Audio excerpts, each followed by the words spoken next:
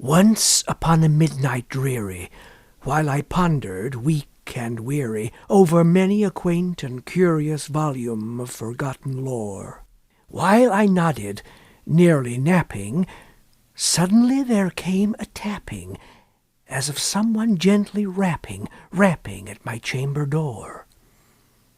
"'Tis some visitor," I muttered, tapping at my chamber door. "Only this, and nothing more."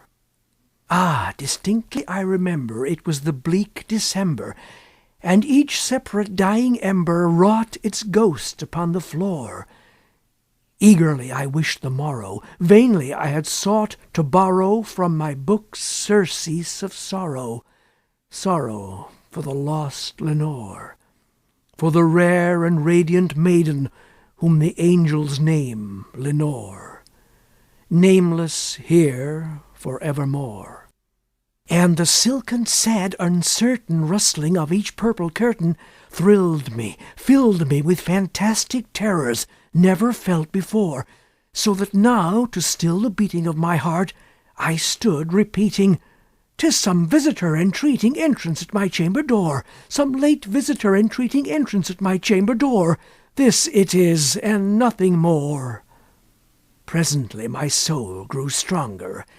Hesitating then no longer, "Sir," said I, "or madam, truly your forgiveness I implore, but the fact is I was napping, and so gently you came rapping, and so faintly you came tapping at my chamber door, that I scarce was sure I heard you."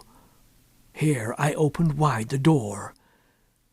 Darkness there, and nothing more.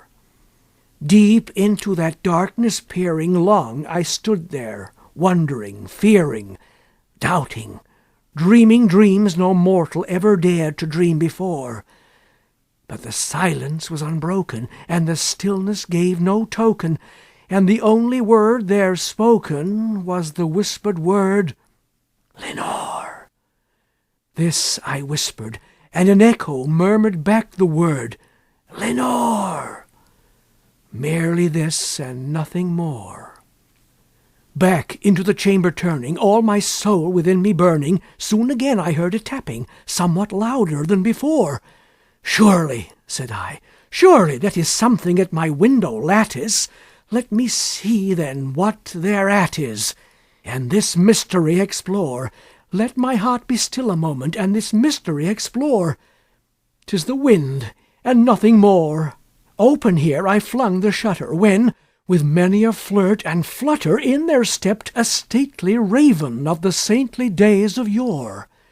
Not the least obeisance made he, not a minute stopped or stayed he, but, with mien of lord or lady, perched above my chamber door, perched upon a bust of Pallas, just above my chamber door, perched and sat, and nothing more.